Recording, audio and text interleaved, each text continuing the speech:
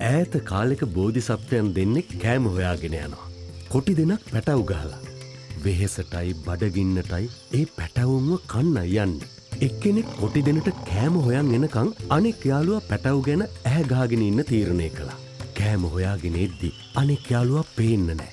කොටි දෙන පැටව් මරාගෙන කන පාපෙන් බේරන්න එයා ජීවිතේ දන් දීලා. ඒ සත්ව ලෝකෙ හැටි. ඒ වගේම මනුස්සයන්ගේ උතුම් බව. මේ දේවල් වෙනස් වෙන්නේ නැහැ. කොටියා අපට ඉන්න ලස්සනම සතෙක්. උන් නිදැල්ලේ ඉන්න පින්තූර සමහරු රාමු කරගන්නවා. උන්ගේ හැමේ රටාව විලාසිතා ලෝකෙ ජනප්‍රියයි. ඒත් ඌ සතුන් මරාගෙන කන විලෝපී සතෙක්.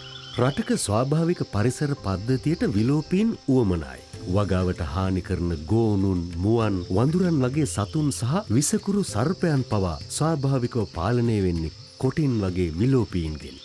ළමා කතාවල කොටිරාලහාමි කියලා කියන්නේ ඒ හන්ද වෙන්න ඇති. අපේ රටටම ආවේනික කොටි වර්ගය තමයි පැන්තෙරා පාදුස් කොටියා. කැලේ ඉන්න කොටි බලන්න සංචාරකයන් එන්නේ වැල නොකැඩි. හැබැයි දැන් උන් වඳ වී යාමේ තර්ජනයක් තියෙනවා. කැලෑ එලි වෙලා උන්ට දඩයම් හිඟයි. ඉඳහිට ගම් වදින කොටියෙක් හරක් පට්ටියක එළු පට්ටියක සතෙකුව ඇදන් යනවා. සත්ව ලෝකෙ හැටිනේ පාඩුයි තමයි.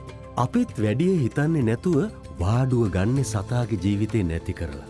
ඔය විදියට අපේ රට පුරා අවුරුද්දකට කොටි සෑහෙන ගාණක් මරා දැමෙනවා. හැබැයි දැන් විසඳුමක් තියෙනවා. කිරි ගොවීන්ගේ සතෙකුට කොටියෙකුගෙන් හානි වුණොත් වන්දි ගන්න පුළුවන් පැය 24ක් ඇතුළත වාර්තා කළොත්. කණ්ඩායමක් ඇවිත් හොයා බලලා දවස් 3ක් ඇතුළත වන්දි ලබා දෙනවා. මේ විසඳුම ලබා දෙන්නේ වනජීවී සංරක්ෂණ දෙපාර්තමේන්තුව, වනසත්ව සහ ස්වභාව ආරක්ෂක සංගමය, LOLC සහ එක්සත් ජාතීන්ගේ සංවර්ධන වැඩසටහන යන ආයතනවල සහභාගීත්වයෙන්.